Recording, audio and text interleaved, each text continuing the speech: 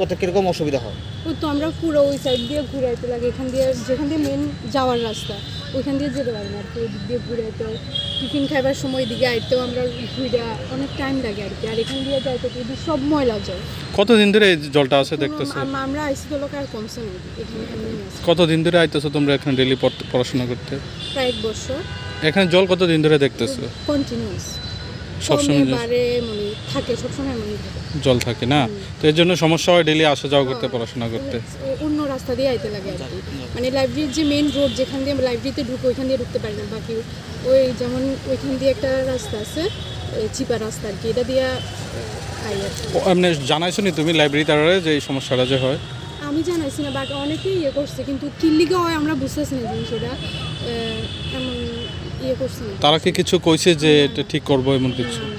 এমন কোনো কিছু ডিসিশন নেওয়া হয়েছে না সাথে, আমি জানি না।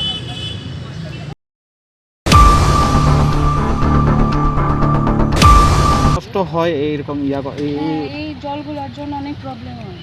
আর বাজে জল, এগুলো নোংরা জল, এখানে ড্রেনেও আছে, ড্রেনের জলে প্রবলেম হয় অনেক। কতদিন ধরে এরকম জলটা জমে আছে? বৃষ্টি হলে তো, একটু বৃষ্টি হলে পুরোটা ভরে যায়। আর এখন এই রিসেন্ট 1 সপ্তাহ ধরে এরকম হয়ে আসে, 6-7 দিন। কোন জায়গায়? এটা তো বীরচন্দ্র লাইব্রেরি। এই ব্যাপারে কাউকে জানাইছো তোমরা? না, এটার ব্যাপারে কমপ্লেন করা হয়নি। কতদিন ধরে এমন জলটা জমে আছে? এটা তো 6-7 দিন হবে। 6-7 দিন ধরে জল জমে আছে। আর অনেক দিনও হবে, কারণ বৃষ্টি হলে তো পুরো ভরে যায় একদম, পুরো পাটটা। এখন তো বৃষ্টি নেই, কিছু নেই, হ্যাঁ হ্যাঁ হ্যাঁ তারপরে জল। হ্যাঁ।